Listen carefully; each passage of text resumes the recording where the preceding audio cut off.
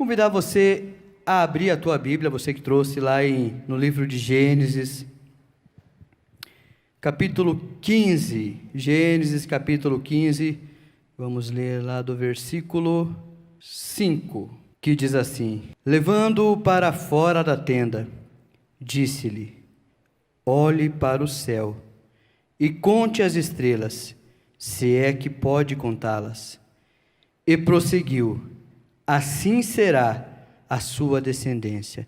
Versículo 6 diz: Abraão creu no Senhor, e isso lhe foi creditado como justiça. Meu irmão, deixa eu falar um pouquinho a respeito dessa passagem aqui que nós acabamos de ler agora. Nessa passagem aqui, nesse capítulo, Abraão, o homem que ficou conhecido como nada menos do que o pai da fé, ele chega a Canaã, a terra que Deus havia lhe prometido, ao destino que Deus havia prometido a Abraão lá atrás, quando Deus chamou Abraão. E agora, muito tempo se passou, e Abraão já viveu muitas coisas, muitas experiências, muitas lutas, muitas tristezas, também muitas vitórias. Ele passou por muita coisa nessa caminhada, até chegar ao seu destino. E acontece que agora, Abraão, ele é um homem diferente, ele é um homem novo, ele é um homem mais experiente, ele é um homem mais forte, ele é um homem agora próspero, rico, e ele agora também é um homem famoso, assim como Deus havia prometido para ele lá atrás, quando Deus disse para ele sair do meio da sua parentela, da tua terra, e Deus falou para ele: olha, você será próspero, o teu nome será famoso. Mas apesar de Abraão já ter caminhado muito, passado por diversas situações e agora ser um homem rico, um homem próspero, um homem experiente, um homem famoso, lá no fundo do coração de Abraão ainda existia uma tristeza. Lá no fundo do coração de Abraão ainda existia uma frustração, existia um sonho que ainda não havia sido realizado. Existia uma promessa do Senhor que ainda não havia se cumprido. Que promessa era essa? A promessa de que ele teria um filho legítimo, um filho de sangue dele com a sua esposa. Então, apesar de ter adquirido muita coisa, respeito, bens, ele se sentia ainda frustrado. Abraão ainda sentia que não tinha vivido o milagre de Deus na sua plenitude, o extraordinário de Deus na vida dele ainda, e aquilo incomodava Abraão. Você olhe para essa passagem, olhe para isso que nós começamos a falar aqui agora e diga assim: pô, eu me sinto dessa forma, eu me encontro nessa situação, eu já trabalhei muito, eu já corri muito, eu já vivi muita coisa, eu já conquistei também algumas vitórias, alguns bens, mas ainda falta algo. E lá no fundo do teu coração, mesmo que você não conte para ninguém, você não fala, não abre para ninguém, muitas vezes nem para a tua família, existe uma tristeza, existe um sonho que ainda não se realizou, existe uma promessa de Deus que ainda não se cumpriu na tua vida, e isso te incomoda. Você não comenta com ninguém, mas isso te entristece. E às vezes você tenta esquecer, tenta pensar em outras coisas, mas aquilo volta a martelar na tua mente, porque você sente que depois de tanto tempo você ainda não viveu o extraordinário de Deus na tua vida, o milagre de Deus na tua vida. Eu tenho uma palavra de Deus para você. É tempo do milagre de Deus na tua vida. É tempo do extraordinário de Deus se manifestar na tua vida, assim como se manifestou na vida de Abraão. Mas só que tem um porém. Meu irmão, Deus, Ele não dá nada de graça, de mão beijada para ninguém não, assim como não deu para Abraão. Então, para que você viva o milagre de Deus, para que você viva o tão sonhado extraordinário de Deus na tua vida, na tua história, você precisa tomar algumas atitudes. Você precisa mudar algumas coisas na tua vida, algumas escolhas. E o que falta para mim viver o extraordinário de Deus na minha vida? Sabe, e lendo aqui essa passagem, eu entendo que a primeira atitude, a primeira ação que Deus pede aqui de Abraão é a seguinte: sai da tenda, vem para fora da tenda, Abraão. Mas que tenda, Wagner? O que você está falando? Eu não tenho tenda, eu não tenho cabana, eu não tenho barraca. Deus está dizendo para você essa noite, sai da tenda da acomodação, da tenda da falta de atitude, da tenda da falta de coragem, da tenda da mesmice, da tenda da reclamação. Sabe, Deus está falando para você essa noite, sai da tenda. Sai dessa tenda que você se esconde, dessa tenda de medo, dessa tenda de vergonha, dessa tenda de derrota que você escolheu para se esconder do mundo, para fugir dos problemas. E Deus está dizendo para você essa noite o seguinte: não importa o que as pessoas falam aí, porque se você ligar, a televisão, se você conversar com os teus vizinhos, se você conversar com muita gente na rua, sobre os problemas da vida, sobre a situação, as pessoas vão dizer, não, meu irmão, não adianta lutar não, a vida é assim mesmo, a vida é dessa forma, a vida nunca vai melhorar, a tua família nunca vai melhorar. Não, isso não é verdade. Deus está dizendo, sai da tenda. Que essa tenda de derrota, de acomodação que você se esconde, é um lugar muito pequeno, perto da grandeza do que Ele tem para fazer na tua vida, perto da grandeza do que Ele tem para fazer na tua história. Ele está dizendo para você, os meus planos são maiores do que os teus, são maiores do que você imagina.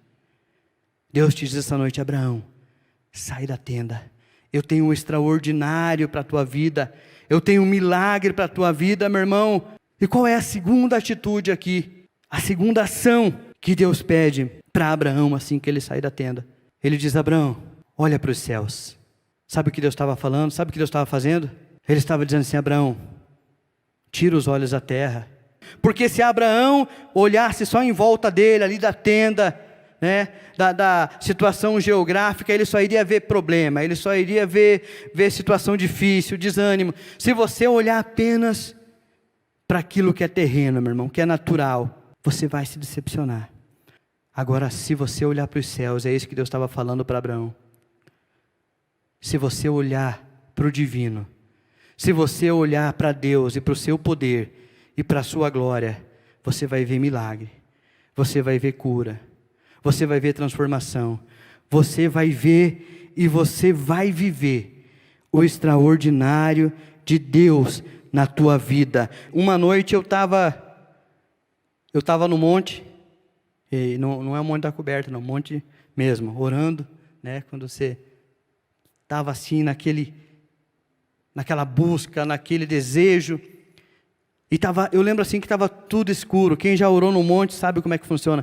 Você fica ali num canto, outro irmão fica no outro no outro, e você fica ali, clamando, orando, e aquele breu, e de repente eu olhei assim para um canto, irmão, e daí saiu de lá um homem, uma pessoa assim, veio na minha direção, e eu ali novo convertido, eu falei, rapaz, não sei se eu corria, se eu repreendi em nome de Jesus, se eu imobilizava o irmão. Falei, bom, agora... E eu lembro assim como se fosse hoje, isso fazem acho que uns 16 anos atrás, não sei. E ele colocou a mão no meu ombro e ele disse assim, olha, Deus tem um plano para a tua vida. E ele começou a me falar muitas coisas. E ele disse assim, olha, Deus vai te tirar dessa cidade. Eu morava em outra cidade. E ele disse, tem mais. Ele já estava bom, porque a cidade já era... Ele falou, tem mais. Deus vai te levar para o outro lado do mundo. Eu falei, Jesus do céu. E tem mais. Lá você vai se assentar à mesa de reis, de príncipes. Você vai se assentar em trono de reis, de faraó, de príncipes. E eu assim, sabe quando você está, amém, amém, amém. Mas no fundo assim eu estava pensando assim, irmão, está tudo escuro aqui. Esse irmão aí, ele errou a pessoa. Essa profecia é para outro. Porque se ele soubesse da minha situação, irmão, se ele soubesse que aquela calça jeans que eu estava ali aquela noite, era a calça que eu ia para o culto, que eu ia para o monte, que eu tinha que descer sem escorregar e sem sujar, e outro dia ir trabalhar com a mesma calça, é multiuso. Eu falei, essa profecia não pode ser para mim. Mas sabe, ele foi falando, rapaz, mas se ele falou, você está aqui agora, se não era, agora é. Eu disse, amém. Amém, eu tomo posse. Mas se me virasse naquele dia de ponta cabeça, não caía uma moeda, irmão. Mas os meus olhos, mesmo estando ali no monte, buscando, os meus olhos mesmo, eles estavam na terra. Eles estavam no chão. Mas 1 ano e meio depois, sabe, Deus fez uma reviravolta e eu fiz uma viagem. Eu fiz uma viagem para a China. E nessa viagem eu conheci Dubai.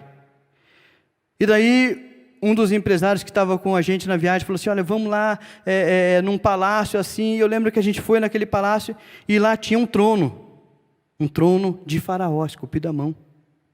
E o nosso guia era um indiano.